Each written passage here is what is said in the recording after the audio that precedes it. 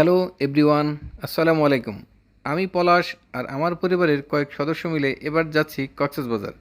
থাকবো কয়েকদিন, ঘুরবো অনেক ট্যুরিজম প্লেসে এবং সেখানে স্টে করব হোটেলে। জানাবো যাওয়া আসার প্রসেসিং এবং এর কস্টিং, সেই সাথে খুঁটিনাটি অনেক কিছু। তাহলে চলুন শুরু করি আমাদের এই পর্ব কক্সবাজার বাই এয়ার। আর সময় নষ্ট না করে এখনই জানাবো আপনাদের ঢাকা থেকে কক্সবাজার বিমান ভ্রমণের important information. And that's why we are going to Cox's Bazar from Dhaka international airport by Biman Bangladesh airline. আমাদের প্লেনের ডিপার্চার টাইম ছিল দুপুর 3:30টায়, তাই আমরা দুপুর 2টার মধ্যেই এয়ারপোর্টের উদ্দেশ্যে রওনা হই। শুক্রবার হওয়ায় রাস্তায় তেমন জ্যাম ছিল না, আর সে কারণেই 2টার মধ্যেই আমরা ডোমেস্টিক টার্মিনালে পৌঁছে যাই। অন্যদিকে আমার বাসা যেহেতু এয়ারপোর্টের কাছাকাছি, সে কারণে আমার তেমন কোনো প্রবলেম ফেস করতে হয়নি।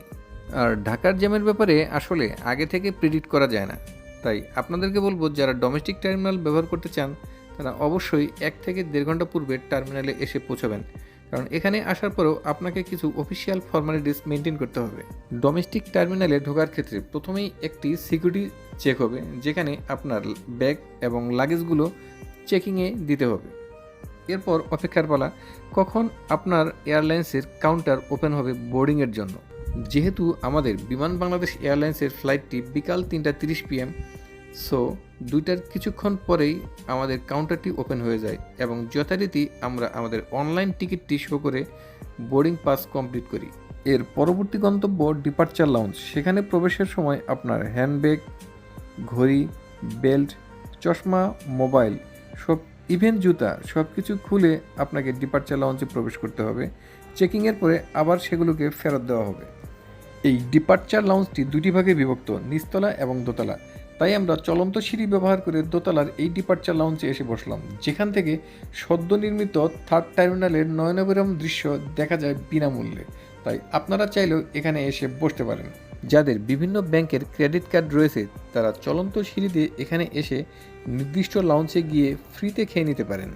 নিচতলায় যে ওয়েটিং রুমটি রয়েছে সেখানে প্যাসেঞ্জারের সংখ্যা অনেক বেশি, বাট আমরা যেখানে অবস্থান করছি অর্থাৎ দোতলায়, সেখানে প্যাসেঞ্জারের সংখ্যা অনেকটাই কম। আই থিঙ্ক নিচে যারা রয়েছেন তারা হয়তো জানেনই না যে উপরে এত সুন্দর একটা ওয়েটিং রুম রয়েছে, অ্যান্ড দ্যাটস ওয়াই তারা হয়তো বা উপরে সেজন্যই আসতে পারছেন না। এখানে বসে ফ্লাইটের ডিপার্চার টাইমের দিকে একটু খেয়াল রাখবেন। যদিও আপনার ফ্লাইটের ডিপার্চারের পূর্বেই ওই ফ্লাইটের লোকজন এসে অ্যানাউন্স করবে যে ফ্লাইটে ওঠার জন্য। এখানে বসলে যে কারোরই সময়টা খুবই সুন্দর যাবে, আমারও ব্যতিক্রম নয়। তবে যেহেতু আমি আমার ওয়াইফ এবং বেবিদেরকে এই ট্রিপে অ্যাড করতে পারি নাই, তাই তাদেরকে কিছুটা হলেও মিস করছি।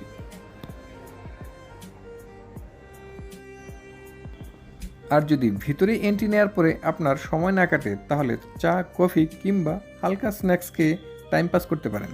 ডিপার্চার টাইমের 20 মিনিট পূর্বেই বাস এসে হাজির এবং আমরা সবাই বিমান বাংলাদেশ এয়ারলাইন্সের নির্দিষ্ট বাসে উঠে রানওয়ে দিয়ে রওনা হলাম ফ্লাইটের দিকে। আপনি যদি ঢাকা থেকে বাই এয়ারে দেশের অভ্যন্তরে ট্রাভেল করতে চান, তাহলে অবশ্যই আপনাকে ঢাকার হজরত শাহজালাল আন্তর্জাতিক বিমানবন্দরের ডোমেস্টিক বা আভ্যন্তরীণ টার্মিনালে আসতে হবে।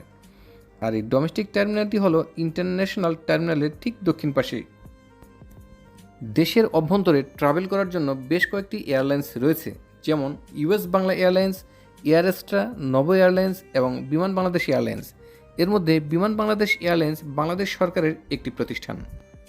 আভ্যন্তরীণ রুটের টিকিট কাটার জন্য বিভিন্ন টিকিট এজেন্সির সাথে কন্ট্যাক্ট করতে পারেন, যেগুলোর অনেকগুলি রয়েছে ঢাকার যমুনা ফিউচার পার্কে। বিসমিল্লাহির রহমানির রহিম। আল্লাহু আকবার, আল্লাহু আকবার, আল্লাহু আকবার। সুবহানাল্লাযী সাখখারা লানা হাযা ওয়া মা কুন্না লাহু মুকরিনিন ওয়া ইন্না ইলা রাব্বিনা লামুনকালিবুন। আমাদের নিয়ন্ত্রণাধীন করেছেন, অন্যথায় আমরা একে বশীভূত করতে পারতাম না। সম্মানিত যাত্রীরা, আসসালামু আলাইকুম। বিমান বাংলাদেশ এয়ারলাইন্সের ক্যাপ্টেন নাসির ও সকল ক্রুর পক্ষ থেকে আমি ফ্লাইট স্টুয়ার্ডেস এলিনা BG 437 নম্বর ফ্লাইটে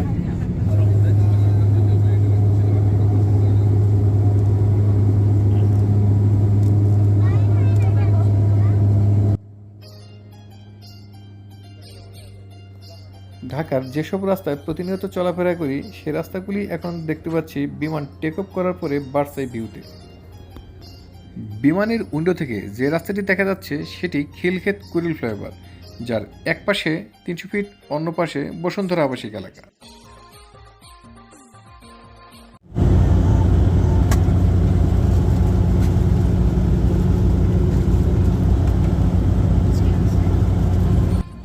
বিমানে ঢাকা থেকে কক্সবাজার যেতে আমাদের সময় লেগেছে 45 মিনিট, আর এর মধ্যেই আমাদের এয়ার হোস্টেস আপুরা কিছু নাস্তা সরবরাহ করলো। সো চলুন দেখি এবার কি কি দিয়েছে।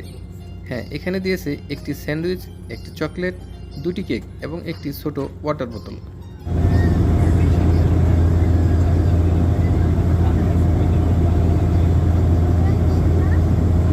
মেঘের উপর থেকে বাংলাদেশকে দেখতে দেখতে কখন যে কক্সবাজার পৌঁছে গেছি সেটি বুঝতেই পারিনি। তবে বিমানের ল্যান্ডিং গিয়ার যখন নামানো হয় সেটি দেখেই বুঝতে পারলাম আমরা কক্সবাজারের সীমানায় এসে গেছি। চাকা টাচ করবে এখানে।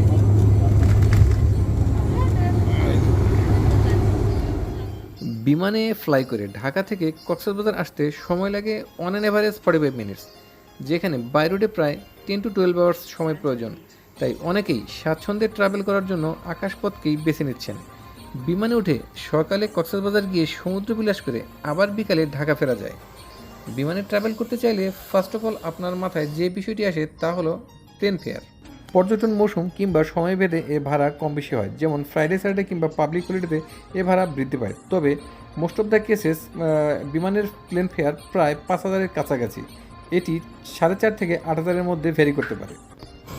এবার আমরা ঢাকা থেকে কক্সবাজার এয়ারপোর্টে এসে নেমেছি। তো আমাদের জার্নি আশা করি ভালো হবে। তো বিমানের জার্নিটাও মোটামুটি ভালো ছিল।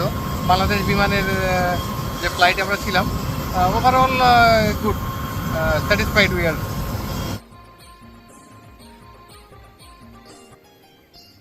বিমানে ট্রাভেল করার ক্ষেত্রে আপনার লাগেজের ব্যাপারে কিছু ইনস্ট্রাকশন রয়েছে। আপনি হ্যান্ড লাগেজে কিছু আইটেম ক্যারি করতে পারবেন না, যেমন লিকুইড জাতীয় পণ্য, শ্যাম্পু অথবা তেল।